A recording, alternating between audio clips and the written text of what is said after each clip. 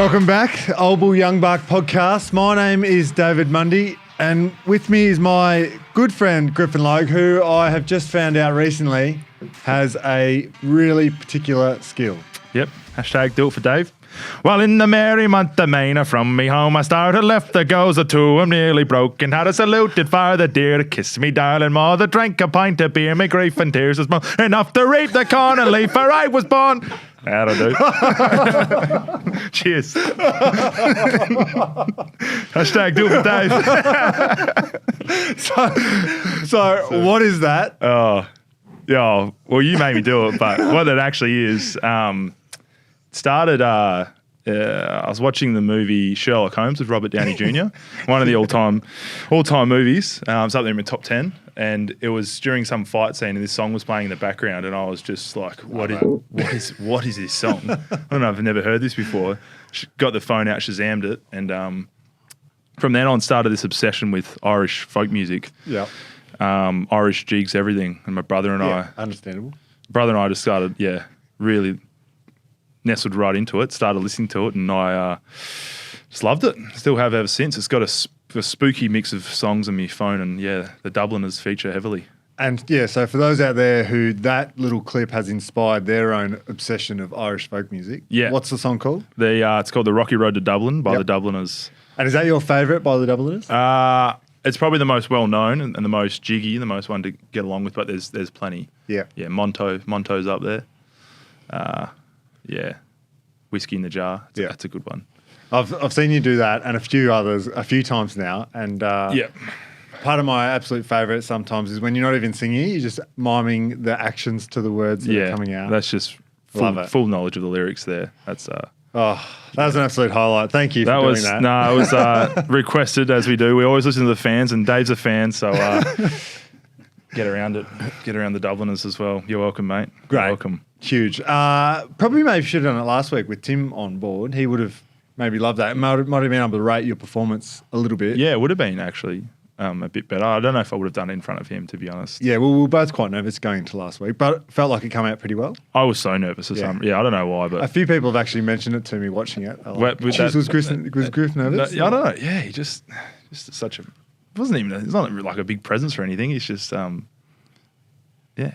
the room just through his intellect, I reckon. He felt very intelligent. He does. He's very intelligent. And he's a big Fremantle man, though. Big Fremantle man. Thanks for coming again, Tim. Thanks again, Tim. And I read his letter from Roz. I'm constructing one back to her, but beautiful. I could have read it in public. It wasn't anything too outrageous, but I do appreciate that. Yeah, my auntie messaged me after the pod and said that's like Tim's her favourite ever.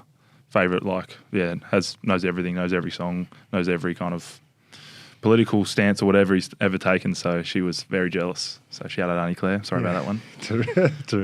Send you whatever. But and Upright Season 2 coming out shortly. Yep. Cheers. Stay tuned. Anyway, thanks again, Tim. Saturday night, what do you reckon? Pretty crazy, wasn't it? Yeah, it was awesome. It was obviously an insane win, but insane atmosphere. We'll get into it, I think, in a bit more depth with our guest coming up. But it was nice. How did you go? Your first final? Yeah, Purple Army was in full force.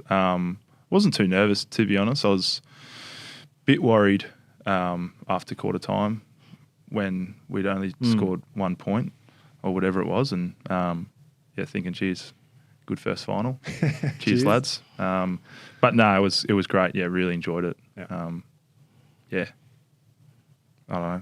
I'm still lost for words, to be honest. I was so happy after the game, just smiling the whole time. So yeah, it was great. It was a great feeling afterwards. But do you want to welcome our guest and we can jump in? I would like to, he'd probably have no idea what's going on right now because of what's just happened and what's unfolded. But this is a man who's probably, I'm going to say he's potentially going to reach superstar status towards the end of this year. I think his climb out that I've seen so far has been awesome, and everyone's getting around him and the fans love him and they've been talking about him. And without further ado, rock star, here he is, Mick Frederick. Welcome, brother. Thanks for having me, gentlemen. How you going? Are you a bit rattled so far, or are you just cool, calm, collected as always? A bit rattled, but also cool, calm, collected. I don't know what it was that you just did, but... Yeah. It's a bit of a spookier start than normally. Yeah.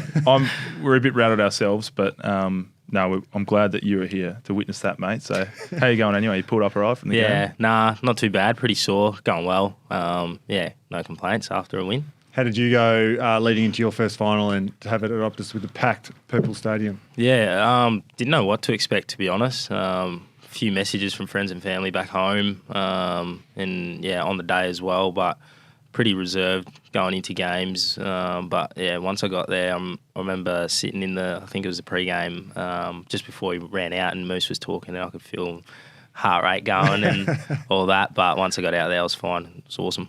It was good. It was such a good vibe, wasn't it? Just even like kind of pre-game and stuff. But once you got out, the drums are going. I felt like it all happened pretty quickly. More of a blur. Like after the first half, I just felt like the game went so quick. I don't know about you guys, but it kind of blinked and it was another siren and then the game was over. It was a great way to cap a pretty amazing finals weekend of footage. Did you watch any of the other games leading into ours? Yeah, watched all the games, all close games, which is good. Good for footy watchers. But yeah, I guess in a way, sort of, that's what you kind of expect our game to be like, but yeah, not in the first quarter. But it was awesome to experience and get the first finals game under the belt.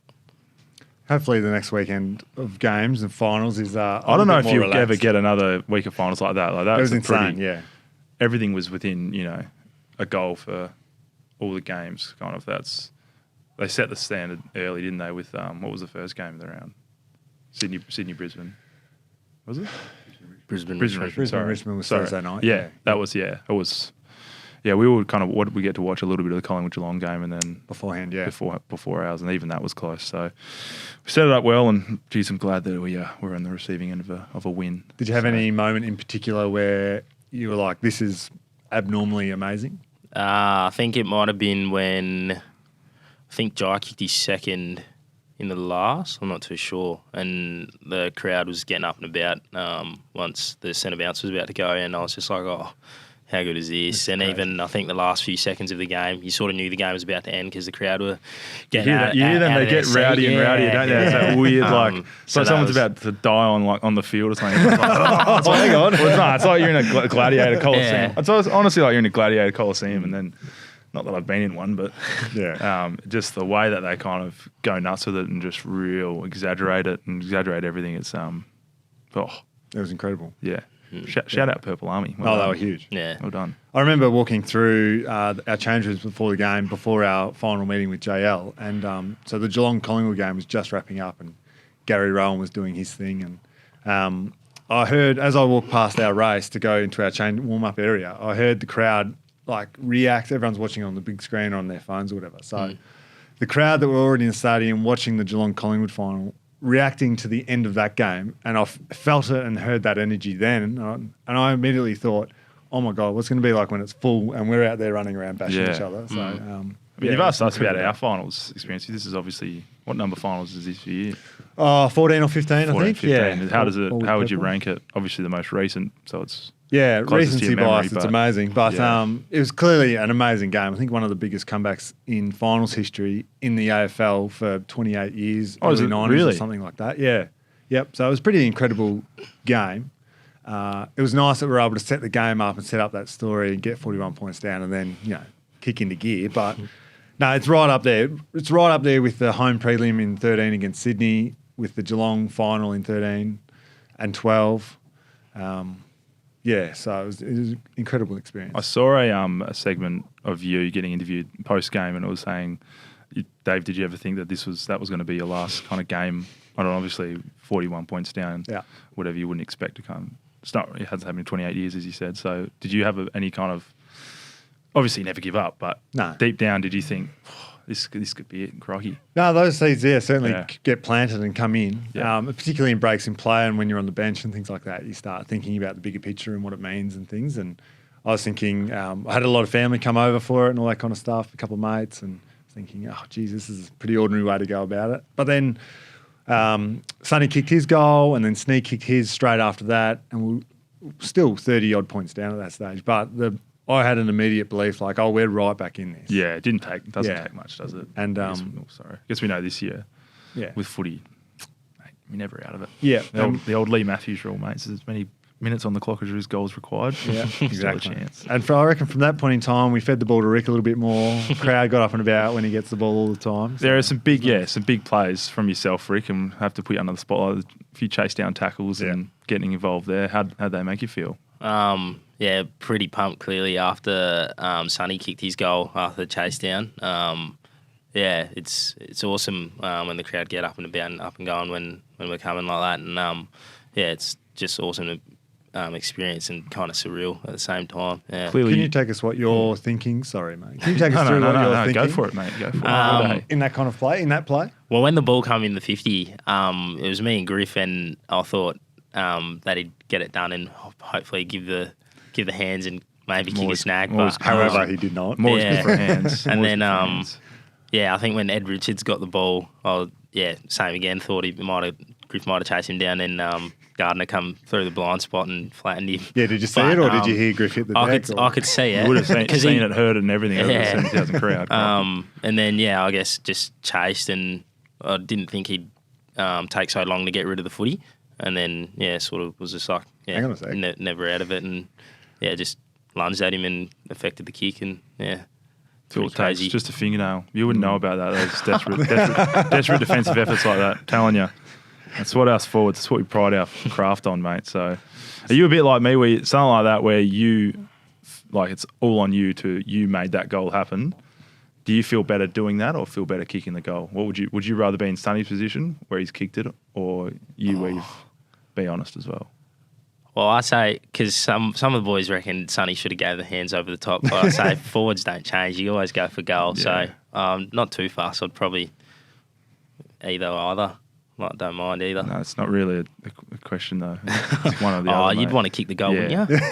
Yeah. So that's what separates. That's what separates some of them from the best. But I think other thing is bring on Big Jai came in and wasn't he great? Just He's amazing. Strong lead up. I was worried that first kick rattled me a bit, but he made up for it, so it's all right. Yeah.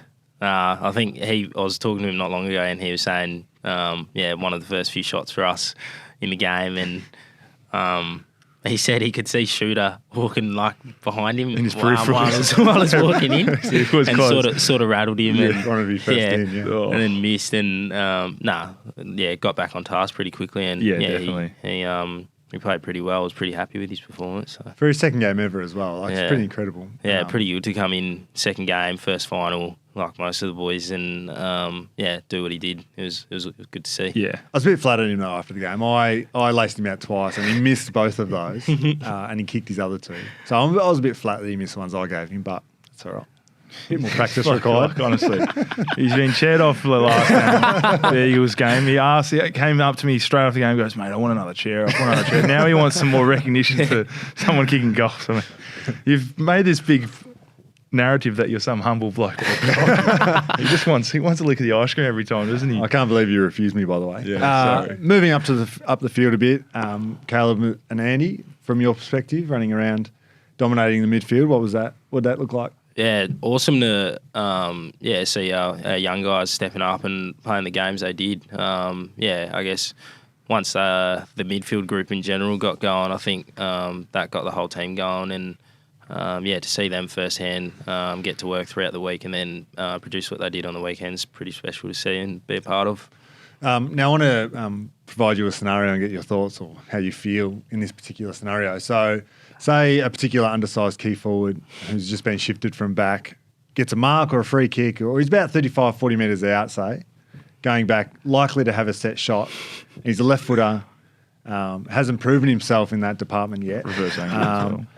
How confident would you be that he'd be able to go back and nail a set shot in that scenario in a pretty pivotal moment of the game? Knowing that pre-game he did not miss. Yeah. Well, he's never missed pre-game, has he? No. Nah. Oh, that's pre-game. Yeah. I don't know. I'm pretty low. Pretty low. No, I'll take that. Thank you.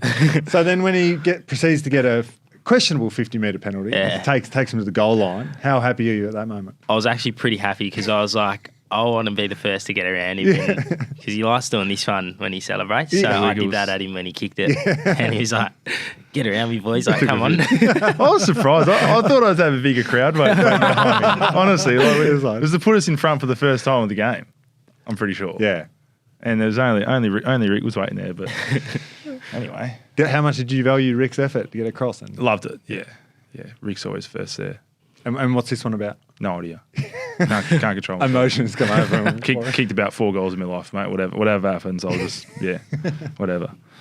But in terms of your last game at Optus, officially now, that would have been a pretty fantastic way to top it off, mate. Insane, yeah. I was told after the game it was the biggest crowd that I've played in front of in Perth in 19 years, so it's a big effort, obviously. And Optus is obviously an amazing stadium to play football in at the best of at any time. At night as well, I reckon. At night, it's just full crowd. It's so good, like how dark it gets when the lights are off, but that kind of atmosphere building with the smoke and obviously the crowd. But the light show was, I reckon that's the one that's it was an insane night. It's a night I'll never forget, and arguably my most favourite parts of that and nights like that is when the ball's kicked in front of this man and he's charging onto it, and the crowd just go, "Ah!" You got to be the fastest man alive from, I reckon. Like you'd have to be up there in the calculations. And is anyone out there across the kind of league that you go, yeah, he's quick, but I got him. Nah, I don't think like that. I reckon. Oh, there'd be a few in our team that are quicker than me, I reckon. Quicker? Yeah. Like who? Clarkey. He's pretty quick off the mark. Clarkey's quick, yeah. Walks and Westy. Westy's pretty quick. Travie Collier can go. Trav. You're pretty quick yourself, Griff. Top speed. Yeah. If we go off top speed last year, if we have to go into the stats wise, we're talking about top speed. You playing catch with your GPS unit again? Telstra tracker. Yeah, I'm throwing it 100 metres and then catching it myself. That's how quick I am. But I am up there. You're right. 7th in the AFL from last year. Telstra. You can't really trust Telstra tracker too much, but no. So if you're playing on the open side of the field, say the ball's on one wing and it gets transferred across, and you look open side of the ground and the whole wing is free, are you just licking your lips? Boys, just kick it over there somewhere and I'll do the rest. A few times this year that's happened. So I guess when you're sort of seeing the play unfold and know that it's probably going to get kicked in front of you, or when you pick the ball up, there's going to be some space to take a bounce or two. Your eyes certainly light up, so it's not too bad. And listening to the crowd get going, it's awesome. We saw that one in our team meeting just before, but the one that Caleb kicked you, I was in the centre kind of tracking with my eyes, not with my feet. So good. And all I was thinking was, please bounce up. And perfect little bounce up to nice. Would have been nice to finish, but Michael Frederick, fastest man in the AFL. Thank you. Thank you very much. Speaking of Michael Frederick, let's dive into him. So, pick 61, 2019 draft. Yep. Talk us through kind of playing footy at a young age, and your draft experience and kind of, how it all started. Yeah, Marty, my brother, we always played footy when we were younger. We got asked by, at the time, some random guy that had a son that went to school with us and just asked us if we wanted to play school footy. And, we did from then onwards. And after that, we became really good family friends with them. And, they took us to, like, all our school footy games and club footy games for a very long time, like 6 or 7 years. And, grew up playing with my brother a fair bit until maybe under 16s, and he was making the state teams and, playing at Woodville West Torrens, where the great man Pav's from. So that was not too bad growing up. And then, I guess 2018 when I was in year 12, probably wasn't realistic getting drafted. And then I think the next year I got asked back to play as an overager in the SANFL for our under-18s team, and that probably was, in a way, the difference, I reckon. Had a good season, did you? Decent. Dominant. What Okay. position were you? I played wing and half forward. Yeah, so it's similar to what you're doing now? Yeah, a little bit. And, I probably only played like 6 good games, I reckon, and probably got drafted off 3 of them. Yeah, nice. That's enough. It's all it takes, mate. Pick your moments. It's all it takes.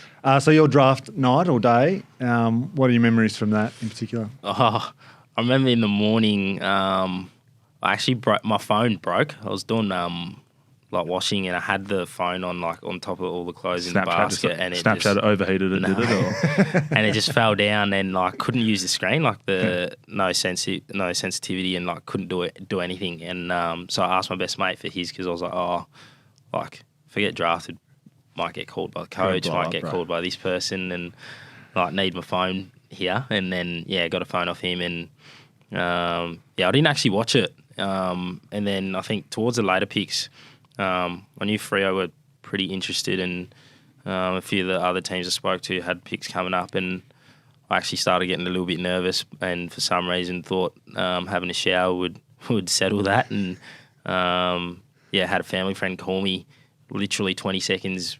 Within 20 seconds of getting in the shower, and got drafted, and didn't know who to. So, yeah. Weird. So what compels you to take a shower when you're nervous? Is that something you do now? No, but I don't know. It's just something that I thought of, and just did it. But didn't know who I got drafted to, and then was on my phone and saw, and in the shower. No, I was out and dried already. So, I don't know, celebrating with mum and my brother, and sort of taking it in. Yeah. Who was the first person from Fremantle to call you? Do you remember?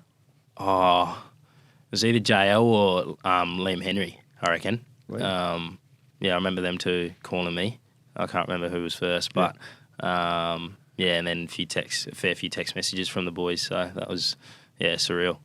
And then post that, following the process of them moving interstate away from friends and family and things like that, moving into the Fremantle world, how did that go? Not too bad.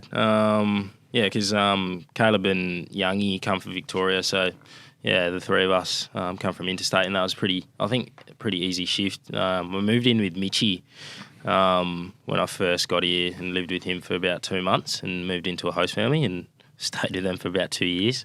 I think it was a pretty smooth transition, and helped out a fair bit. It's good. Shout out Mitchie Croden. Mitchie. How was that? He's a good man. Nah, he looked after me really well. No dramas at the Croden Palace.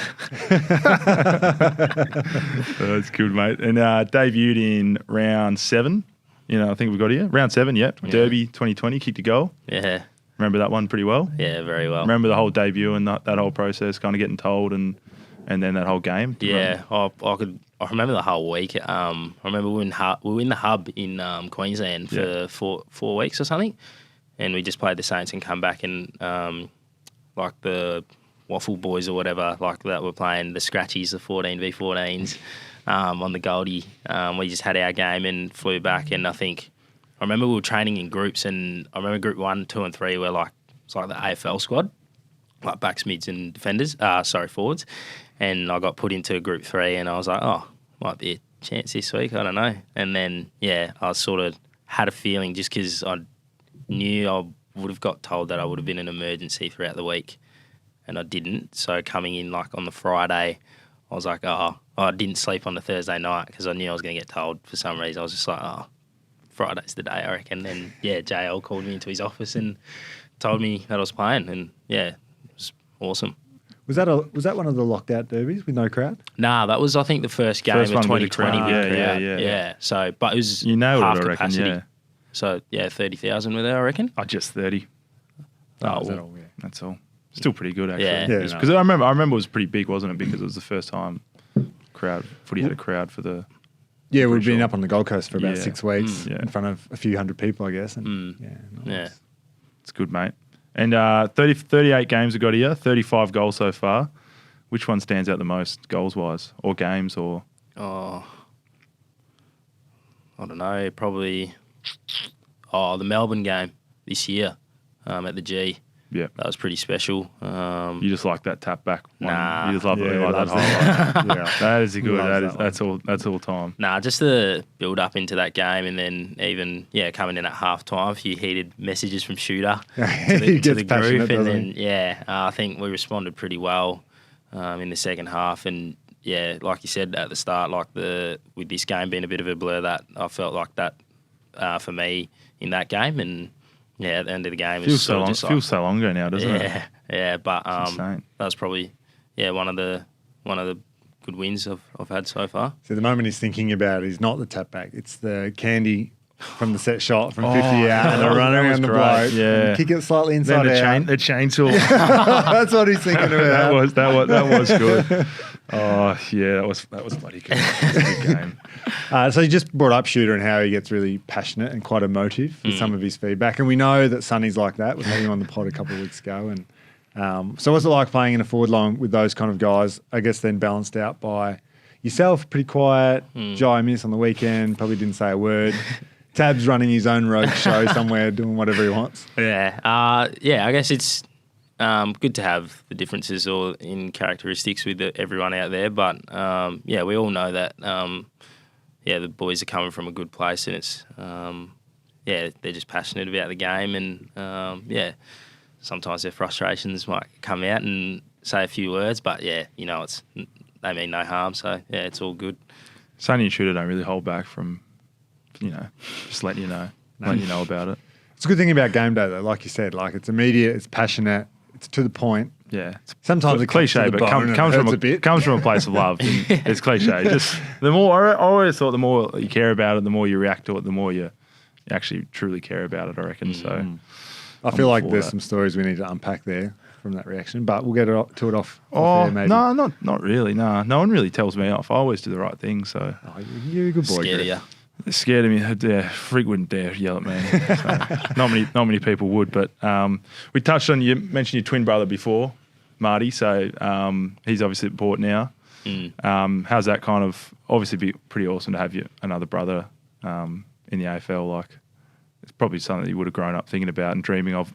Ideally, probably playing in the same side, but can't pick and choose there. Is it something that you've always kind of get to talk about, family dinners and stuff? And a fair bit sometimes. Like I'm one to reflect on a lot of things, and I think all the time about how cool it is to have brothers playing in the league. And he's played a few games now, and I guess he's probably a driving factor for me when he got drafted. And then I did a year after, but he helped me a lot throughout that year playing under 18s, and probably a big reason for me sitting with you two good men. so you got drafted Love the to year, thank the year prior to you, and were you kind of like, I reckon I'm better than you, Marty? Like, it's a bit stiff, or I don't know. I always got told I was better. yeah. But I just self-confidence. Yeah. No self-confidence. Thanks, Mum. Yeah. Thanks, Mum. We still love you, mate. We still love you. Yeah. So, obviously a big driving factor in terms of, is there anything that you did kind of differently throughout that draft year then to make sure that you end up getting the job done, or was it just a knuckle down and real nestle in and kick a few snags? Yeah, probably, knuckle down and just, play with a bit of freedom and fun, and I guess show what I can do. And, I guess that helped a lot in 2019. And we know last year was pretty COVID interrupted off-season for a lot of us. A lot of our Vic guys didn't go back and trained here together. Marty came over here. Yeah, he did for a little bit, actually. Brought him into the gym at the club for a few sessions, and ran with him a few times. We still, like, if I go back home, I always run with him. It's a bit hard because clubs have their own different programs, so sometimes we just run by ourselves. But it's nice having him. It was nice having him come over and do some training together. Do they get fairly competitive, those running sessions? Oh, nah, because I'll just blow him out of the park. He'd have the endurance though, wouldn't he, on you? Nah, I don't know. Maybe. Would he burn you like Logie Bear did in the fourth 1K at the time trial? Or? Nah, I don't reckon he would anymore. Back right. when we were younger, probably. Would he have you for strength, you reckon, though? Yeah. Yeah. He's a big, solid guy. Who's the second older in terms of like? Oh, me. Oh, you are. Yeah, Yeah. right. Normally the first one out's a bit stronger, but Oh, bugger. it's all right. Guess my biology lesson was wrong.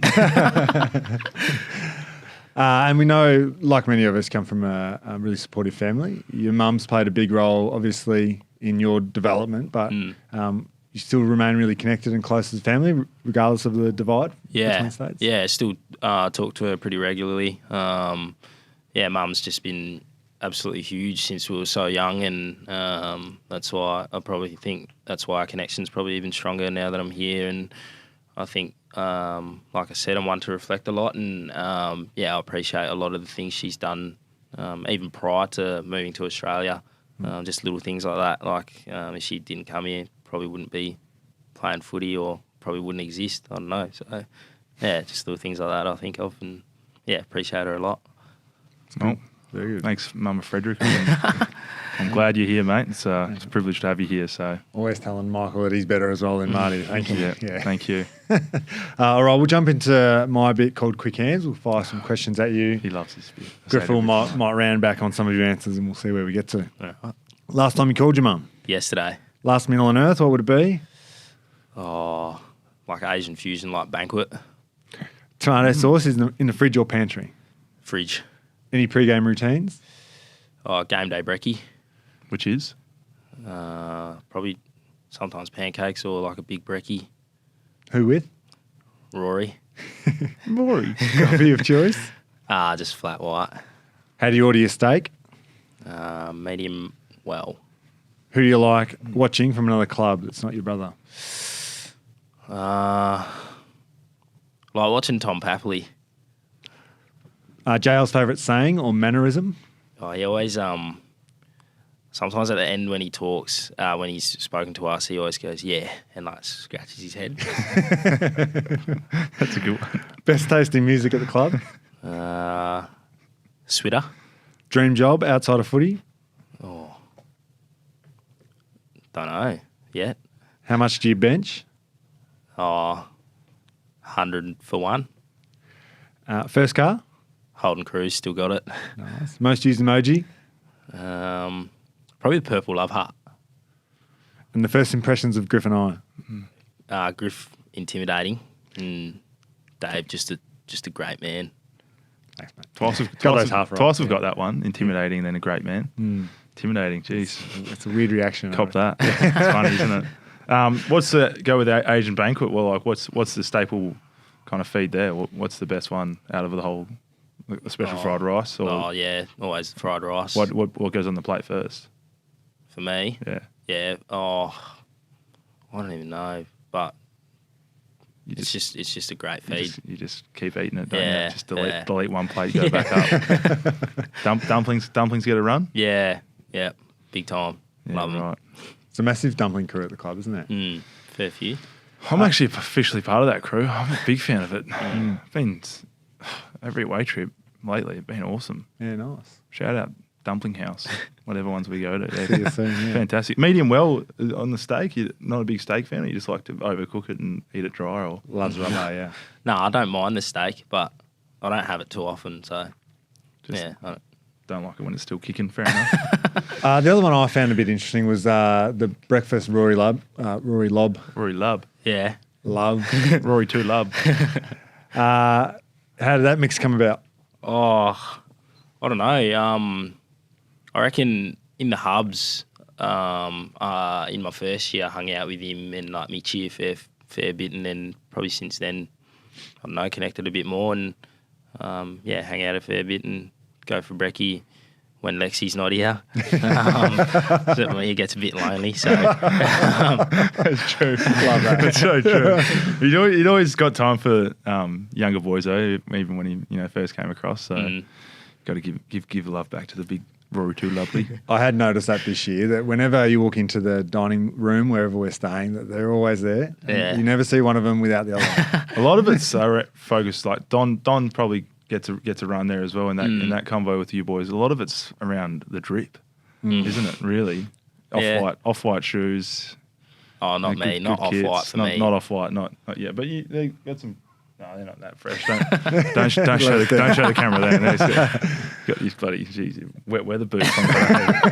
But that is something I noticed. I mean, yourself and Don, locker buddies, locker buddies, and always kind of have nice fresh kicks, kind of ready to rock and roll. Is that something that's a big kind of passion of yours, or? Oh yeah, a little bit. My brother probably started that when I think like in his first year. I spent that much money on shoes and probably could stack the boxes to the roof and all that. But don't mind the shoes, and Donnie absolutely loves them. So Is he the clubhouse leader for drip at the club? yeah, it'd be him and Liam would be up there. Liam, right up there. Lob's good. Good. Lob's actually got a good selection. Probably just them, I reckon. Yeah. When did you get that done as well? Day after Mad Monday in my first year. Did you? Yeah. Hungover or just went? No, I was fine the next day. I think I was talking about it with Aishi a lot that year. And that's right. And then, did you go with him? Nah, because he was with Fifey travelling up and down the coast after. Yeah, that's right. Oh, so you're... Yeah. So it was just a solo job. We just walked in and got it done. Yeah, just went in and said, yep, pierce my nose, love. And it was all good. Thanks, love, yeah. Pierce my nose, love. I'll caught you on that. That's so shit. Oh, God. Another thing with fashion, we see on the footy field, you don't get to see too much, but you will rock the long sleeves. Is that something that, we spoke about Jim teaching you to get the nose pierce, love, earlier, but do you learn that off him and get kind of, did he tell you to do that as a winger, half forward, or did you just did that? Nah. Have you always done it your whole life, or? No, I never. Oh, I did it. I actually did it in probably the last grand final I played for my local footy club, or a longie, and but yeah, played it right? Yeah, but probably didn't matter because we lost. Oh. But Didn't play well enough. But when I first got here, I remember talking to Paulie, and he asked if I wanted a long sleeve, sized and all that. So yeah, got that done, and I think I wore it in maybe like my 4th game or 5th game. And this year I've probably worn it the most. Well, I've played the most games in the season this year. I've worn it a fair few times. Jimmo wears it under the roof at Marvel though every time, I reckon. We're not a fan of that. Nah, because you heat up under there. So if Gets you wear pretty- it, and gets I don't pretty want to cold. wear it and then be one of those guys that takes it off at halftime. Because if you're wearing it, you've got to wear it.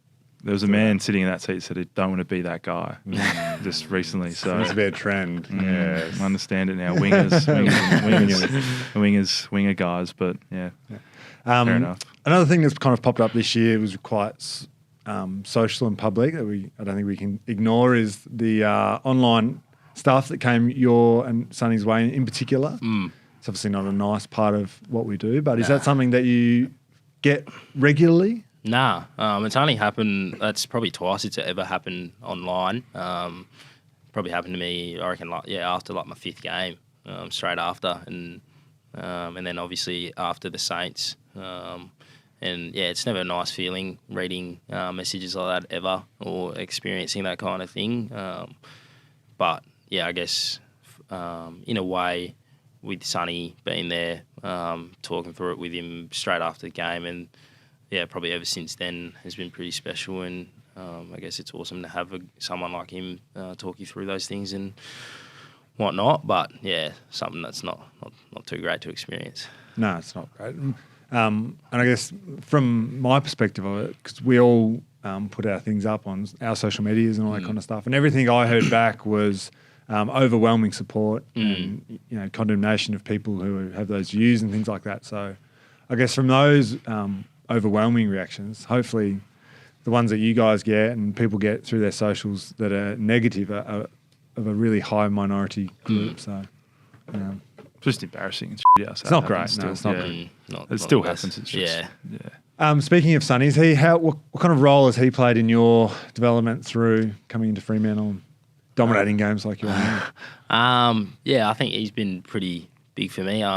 Watching footy as a youngster, he's someone I looked up to. So I think I find it like pinch yourself moments kind of thing when you run out with him, or get to hang out with him when we go away and whatnot. But yeah, he's played a massive role in I guess developing me as a forward and as a young man and a footballer. And a lot of the things that I've learned off him have probably shown a little bit this year, and also just learned a different forward craft off him, and as well as JG, the forwards coach.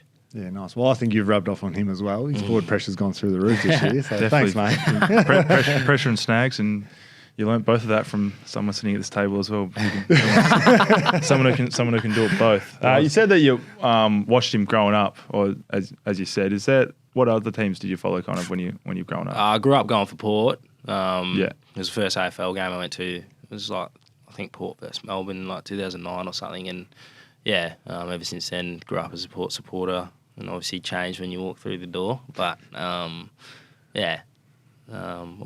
always went for them when I was younger, and they had some good years from 2013 to. Favourite player growing through there? Oh, I had number 16 on my training Guernsey at my footy club, so Ollie Wines. Yep. Big unit. Yeah, big boy. He's smashed you a few times, hasn't he? Oh, he has. He's a big man. It's hard to get around. He's a big boy. Like, he's solid. He's got to be. Who did you watch growing up? Well, when you said 16, then I immediately thought Warren Treadray. Such is the age divide. Yeah. Yeah, you're old. Yeah, correct. Let's just circle back to that one. Yeah, Yeah. own it. But I grew up barracking for Geelong. Yeah, right. So when I was growing up, like the Billy Brownlesses, Gary Ablett's, Gary Hockings of the world. So Yeah, right. there you go. Nice. Good on you. And so now looking forward, launching into our massive semi-final weekend against Collingwood at the G. yeah. What are you looking forward to the most, Rick? Oh, just experiencing the crowd at the G, to be honest, and running out there for the first time in a finals game. The atmosphere will definitely be unreal and be a fair few people in the house, but looking forward to getting over there and hopefully getting a win. Have you started thinking about how it might be slightly different with 70,000 Collingwood supporters as opposed to 60,000 Fremantle supporters? Yeah, briefly. It's when I guess the good thing about playing away is when you kick goals, they're pretty quiet. So hopefully we do a fair bit of that. And Well, that being said, I think back to our only MCG game this year against Melbourne, which we've spoken about. It's one where Rick sold the candy and ran around that bloke. Yeah. Crowd silencer. We had a huge Freo contingent there. There was that a big game, and they were purple quite army there, noisy, but- hung around. Jeez, I'd love to see him outnumber the Collingwood crew, but crikey. I Throw the reckon- challenge out there. Yeah, get out there. Like, I mean, no, I'm not putting pressure on you because I know it's going to be pretty tough, but there's going to be I'm sure there's plenty of fans flying over, even driving over, I reckon, just having a crack and just trying to block out, get a bit of purple in there. It'd be great to see. So, Be huge. yeah. What are you looking forward to the most? I think just the atmosphere. That was one of the best experiences I've had ever on the footy field, I think, kind of experiencing finals and just enjoying it. So aside from the dumplings the day before, probably just getting out there and the home of footy, MCG, can't really ask for much more. I've only played there a handful of three, 4 times, I reckon. So certainly never in a full house or close to a full house, whatever it's going to be. So probably that, mate. And I'll add to that it'll be really nice to not get 40 points down and jump into the game with a bit more vigour maybe this week and a bit more scoreboard That is so impact. silly to do, honestly. Like, I don't know what the mids were thinking. Just All right, we won't do it this week, kick all it right? in, just get a clearance for us, mate. it's funny because after Oppo goals, we always come in as a forward group and not much we can do about it, boys. Like, it's not us. Like, just control the controllables. Yeah. Don't worry, your messages were being fed up by Shooter, so don't worry. Go on, Shooter. Go let them know, Shooter. And the day before at Icon Park, our girls take on Melbourne. Take on Bulldogs. Bulldogs. The Bulldogs in Melbourne, sorry. They've obviously had a bit of a rough start to their season, losing their first 2 games, but hopefully they can jump back on the bandwagon and get their season going. Get some wins on the board and get cracking. Yep. So they're obviously broadcast through Foxtel and KO and the rest of them. So it'd be great to jump on board and get them to win, leading into our win on Saturday night.